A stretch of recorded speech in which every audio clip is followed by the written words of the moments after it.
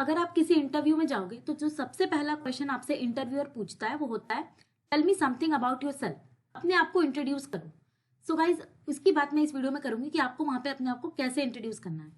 एक बात मैं यहाँ पे और भी कहूंगी कि अगर आप ये सोच रहे हो कि how to what is the best way to introduce yourself, how to introduce yourself in the perfect way, what is the perfect introduction, what is the best introduction, तो गाइज ऐसा कोई perfect या कोई best way नहीं होता। कोई भी चीज अगर मुझे अच्छी लग रही है तो जरूरी नहीं है कि वो सामने वाले को भी उतनी अच्छी लगे, या अगर उनको अच्छी लग रही है तो आपको अच्छी लगे। तो अगर आपको कोई चीज अच्छी लग रही है तो वो आपके पॉइंट ऑफ व्यू है। हर किसी का अपना अपना ओपिनियन, अपना अपना टेस्ट, अपना अपना चॉइस होता है। सो ऐसा आपको कोई परफेक्ट इंट्रोडक्शन नहीं मिलेगा। हाँ, ये हो सकता है कि आपको ये मिले, आपको ये देखो कि किस ऑर्डर में आपको खुद को इंट्रोड्यूस करना है, एक सही तरीका, सही ऑर्डर, सही फॉर्मेट क्या है खुद को इंट्रोड्यूस करने का। बट अगर आप परफेक्ट बेस्ट इन चीजों पे जा रहे हो तो आई विल सजेस्ट कि ऐसी कोई चीज नहीं है, कोई भी इंट्रोडक्शन ऐसे कोई परफेक्ट नहीं होता। आपको कोई चीज पसंद है तो अगर आपका कोई फेवरेट एक्टर है तो जरूरी नहीं है कि आपके सामने वाले का भी वही वही फेवरेट एक्टर हो। हर किसी की अपनी चॉइस, अपना टेस्ट होता है। तो आप ये चीजों पे मत देखो कि परफेक्ट वे, परफेक्ट इंट्रोडक्शन क्या है, बस ये देखो कि हाँ आपको खुद को बोलना कैसे है, एक ऑर्डर, एक वे ऑफ स्पीकिंग क्या है, वो चीजों पे आप फोकस करो। तो उसकी बात मैं इस वीडियो में करूंगी। सो मैंने एक टेम्पलेट यहाँ पे डाला है अपने इंट्रोडक्शन का, आप वो देख के हेल्प ले सकते हो। तो गाइज एक स्टार्ट अगर आप करोगे तो अगर इंटरव्यूअर ने आपका नाम बोला है, अगर उसने आपको आपके नाम से एड्रेस किया है, तो आई विल सजेस्ट कि आप अपना नाम वहां पे मत यूज करो, क्योंकि उन्होंने ऑलरेडी आपको एड्रेस कर दिया है कि hi ABC, tell me something about yourself. तो अगर आप फिर वहां पे इंट्रोड्यूस कर रहे हो खुद को कि हाय आई एम एबीसी, तो कोई पॉइंट नहीं है। तो मैं ये कहूंगी कि आप अपना नाम इंटरव्यूअर को तब बताओ, तब अपने इंट्रोडक्शन में लाओ अगर उन्होंने आपको आपके नाम से एड्रेस नहीं किया है। अगर उन्होंने आपको आपके नाम से एड्रेस किया then don't use your name, और आप सीधा वहां से शुरू करो कि I was born and brought up in that place. अगर उन्होंने आपका नाम यूज नहीं किया है देन आप स्टार्ट करो कि hi I am this and I, लोग कहते हैं कि माई सेल्फ से शुरू करें, तो आप किसी भी चीज से शुरू कर सकते हो। वैसे मेरे लिए परफेक्ट यही है कि आई एम करके बताऊं मैं। अगर आपको अच्छा लगे तो आप ऐसे भी बोल सकते हो कि my self ABC I was, इस तरह से कंटिन्यू कर सकते हो। तो आप इस तरह से खुद को इंट्रोड्यूस करो कि hi I am this, I was born and brought up in your place of birth. Now आप ऐसे, अगर आप केमिस्ट्री का इंटरव्यू, जैसे मैंने यहाँ पे केमिस्ट्री के रिलेटेड फोकस किया है, तो मैंने इस तरह से बोला कि during standard 9th when science was further subdivided into physics, chemistry and biology, I grow interest in chemistry. क्योंकि मैंने केमिस्ट्री को फोकस किया तो मैंने ये बताया कि 9th स्टैंडर्ड में जब साइंस हमारा फर्दर डिवाइड हो जाता है फिजिक्स, केमिस्ट्री, बायो में, तो मुझे केमिस्ट्री में इंटरेस्ट आया। Therefore, with an urge to get further clarity on the subject, I decided to pursue BSc Honours in Chemistry from Banaras Hindu University, followed by a master's degree at IIT Ropar. Guys यहाँ पे लोगों का ये भी confusion होता है ना कि वो किस ऑर्डर में अपने एजुकेशन को बताएं। सो आई विल सजेस्ट कि आप एक क्रोनोलॉजिकल ऑर्डर फॉलो करिए, मतलब लीस्ट से शुरू करके आप असेंडिंग ऑर्डर में जाइए। जो आपकी प्रीवियस एजुकेशन उसे आप पहले रखिए और फाइनल वाले को बाद में रखिए। ऐसा नहीं है कि आप उल्टा नहीं कर सकते, बट एक परफेक्ट वे मुझे लगता है कि एक chronological order in the ascending order आपको अपनी एजुकेशन को आपको बताना चाहिए। सो आपने अगर बीएससी एमएससी दोनों कर रखी है तो पहले बीएससी को बताइए, फिर एमएससी को बताइए। अगर आपने पीएचडी कर रखी है तो फिर लास्ट में पीएचडी को बताइए। सो इस तरह से मैंने अपना वो इंट्रोडक्शन दिया कि with an urge to get further clarity on the subject, I decided to pursue BSc Honours in Chemistry from Banaras Hindu University, followed by a master's degree at IIT Ropar. I also engrossed myself in extracurricular activities such as classical dancing, mountaineering, and learning a foreign language, while maintaining a decent CGPA in college. Guys, extra curricular activities को बताना कोई जरूरी नहीं है, but अगर आपके पास कोई skills है, कोई सर्टिफिकेट है, अगर नहीं भी है, अगर आप किसी चीज को अच्छे से जानते हो, सपोज आप स्विमिंग में अच्छे हो, क्रिकेट में अच्छे हो, बैडमिंटन में अच्छे हो, तो आई विल सजेस्ट कि आप अपने इंट्रोडक्शन में एक्स्ट्रा करिकुलर एक्टिविटीज को भी लाओ, क्योंकि उससे ये होता है कि हाँ आप वर्सेटाइल हो। आजकल के टाइम पे जितनी डाइवर्सिटी हो उतना अच्छा है।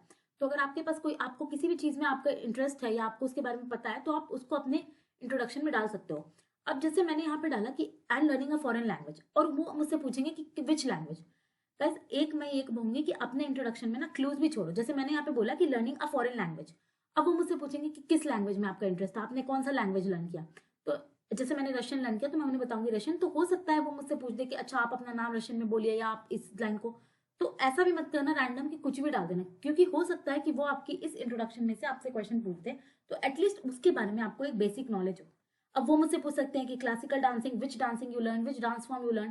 तो मैंने जैसे कथक लर्न किया तो मैं बोलूंगी कथक। फिर वो मुझसे पूछ सकते हैं कि अच्छा कथक में क्या फॉर्म्स होते हैं या क्या चीजें होती है। तो आप जो भी बोलो वहां पे उसका आइडिया आपको हो। अगर आप स्विमिंग बोल रहे हो, क्रिकेट बोल रहे हो, बैडमिंटन बोल रहे हो, कुछ भी बोल रहे हो, तो आपको उसका बेसिक आइडिया हो। ऐसे रैंडम कुछ भी उठा के मत बोल देना कि मैंने जैसे यहाँ पे कुछ भी लिख दिया, वैसे मत करना, क्योंकि वो आपकी सीरीज या आपके इंट्रोडक्शन में से आपसे क्वेश्चन पूछ सकते हैं। और थोड़े थोड़े क्लूज छोड़ो। ताकि क्वेश्चन भी वो पूछे। जैसे मैंने यहाँ पे फॉरेन लैंग्वेज लिखा, मैंने ये मेंशन नहीं किया कि मैंने किस लैंग्वेज में किया या मैंने किस क्लासिकल डांस फॉर्म को लर्न किया, ताकि उनके पास मेरे लिए क्वेश्चन हो और मैं उसका आंसर कर पाऊँ। अब अगर मैं यहीं पे डाल देती कि मैंने कथक लर्न किया या माउंटेनियरिंग, तो उनके पास कुछ बचता नहीं मेरे इंट्रो में से क्वेश्चन पूछने का, या उनके अंदर एक क्यूरियोसिटी डेवलप नहीं होती। तो आप भी ऐसी कोशिश करो कि आप अपनी इंट्रोडक्शन में थोड़ी क्यूरियोसिटी बनाओ, ताकि उनके पास क्वेश्चन हो आपसे पूछने के लिए। ये लाइन मैंने यहाँ पे इसलिए लिखी कि मैंने while maintaining a decent CGPA, कि मैंने इतनी सारी चीजें की फिर भी मैंने अपना कॉलेज में ट्रैक रिकॉर्ड ठीक रखा। अब ठीक रखा आप कहोगे कि मेरी सीजीपीए कम है, तो मैं कैसे बोल दूं ये लाइन। कहीं 7, 8, 9 कितने भी सीजीपीए हो ना, अगर आप उस सब्जेक्ट में ठीक हो, अगर आपका बहुत कम सीजीपीए नहीं है तो वो एक डिसेंट सीजीपीए है। क्योंकि आप, अब मेरे कॉलेज में हो सकता है सीजीपीए ज्यादा हो, किसी के कॉलेज में वही सीजीपीए ज्यादा हो सकता है कि मेरा अभी 7 सीजीपीए आया हो, किसी के कॉलेज में 7 सीजीपीए लाना भी बहुत बड़ी बात है। तो ऐसे कुछ नहीं होता। अगर आपको बहुत कम सीजीपीए लग रहा है तो ऐसा कुछ भी नहीं है कि आप बहुत ज्यादा, क्योंकि आपके कॉलेज और मेरे कॉलेज की मार्किंग स्कीम वेरी करती है, तो आप एक डिसेंट सीजीपीए बोल सकते हो अगर आपके कॉलेज के हिसाब से बहुत कम सीजीपीए नहीं है तो। उसके बाद मैंने लिखा कि now with the knowledge that I have gain so far, अब तक जितने भी नॉलेज मैंने गेन किया, and skills which I will acquire working in a proficient environment in your organisation, I wish to contribute further to science and society. ये मैंने एक research point of view से लिखा है। आप एंडिंग ऐसे करो कि आप किस चीज के लिए इंटरव्यू दे रहे हो। अगर आप किसी इंडस्ट्री के लिए इंटरव्यू दे रहे हो, केमिकल इंडस्ट्री के लिए, तो आप ये बोल सकते हो कि जो भी मैं आपके यहाँ पे सीखूंगी उससे मैं अपने आप को ग्रो कर सकूं। या अगर आप किसी टीचिंग के लिए दे सकते हो, इंटरव्यू दे रहे हो, तो आप बोल सकते हो कि ये मेरे लिए एक लर्निंग का, अर्निंग का और खुद को ग्रो करने का, खुद की पर्सनालिटी डेवलप करने का एक अपॉर्चुनिटी मिलेगा मुझे। इस तरह से आप क्लोजर करो। जिस चीज के लिए भी आप इंटरव्यू दे रहे हो उस चीज के अकॉर्डिंग वो लास्ट लाइन आपका होना चाहिए। अगर आप रिसर्च के लिए दे रहे हो तो जो भी स्किल्स मैं सीखूंगा उससे मैं अपना एक अच्छा कंपिटेंट रिसर्च करियर ग्रो कर सकूं। इस तरह से आप अपने आपका इंट्रोडक्शन को क्लोज करो। और बीच में इंट्रोडक्शन में मैं ये कहूंगी कि अपने सीक्वेंस को आप एक क्रोनोलॉजिकल, अपनी स्टडीज को क्रोनोलॉजिकल ऑर्डर में फॉलो करो, अपनी एक्स्ट्रा करिकुलर एक्टिविटीज को मेंशन करो, चाहे 1-2 कुछ भी हो बट आप मेंशन करो। और ऐसा नहीं है कि जैसे मैंने माउंटेनियरिंग लिख दिया तो आप सोचोगे कि मैं भी कुछ अलग सा लिखूं और आपको उसके बारे में पता नहीं है। आपने लिख दिया, सपोज आपने कुछ भी लिख दिया, आपने, अगर आपकी ट्रैवलिंग ही हॉबी है ना तो आप ट्रैवलिंग ही लिखो। वो आपसे पूछेंगे कि कहाँ कहाँ गए हो आप घूमने, इस तरह से लिखो। ऐसा नहीं है कि आपको कुछ एक्स्ट्रा ऑर्डिनरी टर्म ढूंढ के लाना है जो आपने किया ही नहीं है। अब मैंने लिख दिया कि पैराग्लाइडिंग मेरी हॉबी और मैंने उसको किया ही नहीं है या मुझे पता ही नहीं है, तो इस तरह से मत करो। ऐसा कुछ नहीं होता कि मैंने माउंटेन लिख दिया तो मुझे कोई एडवांटेज मिल जाएगा, आपने नहीं लिखा तो आपको नहीं मिल जाएगा। जो भी चीज आपको पता है, जो भी चीजें आपको अच्छी लगती है, जिसके बारे में आपको बेसिक नॉलेज है, उन चीजों को मेंशन करो। इस तरह से आपका इंट्रोडक्शन होना चाहिए। और थोड़ा सा आपने जिस सब्जेक्ट में किया ना उसके इंटरेस्ट के बारे में लिखो। जैसे मैंने लिखा कि स्टैंडर्ड 9 में जब साइंस डिवाइड हुआ तो मेरा केमिस्ट्री में इंटरेस्ट आया। इस तरह से आप भी एक लाइन लिख सकते हो कि आपकी उस फील्ड को, उस सब्जेक्ट को लेकर मोटिवेशन क्या थी। हो सकता है कि आपके पापा प्रोफेसर हो तो आप वो लिख सकते हो कि my father was a professor, तो मेरा भी उसमें इंटरेस्ट आया। या आपको आपके भाई बहन कुछ करते हैं उसमें। इस तरह से अपने इंटरेस्ट को, कि आपने क्यों वो चीज परस्यू की, उसको एक लाइन में उसका इंटरेस्ट भी लिखो। आपकी मोटिवेशन क्या थी उसको परस्यू करने की, वो लिखो। सो आई होप आपको समझ आया होगा और ये टेम्पलेट से आपको कुछ आइडिया लगे। So if you like the video then please do subscribe the channel. Thank you for watching the video.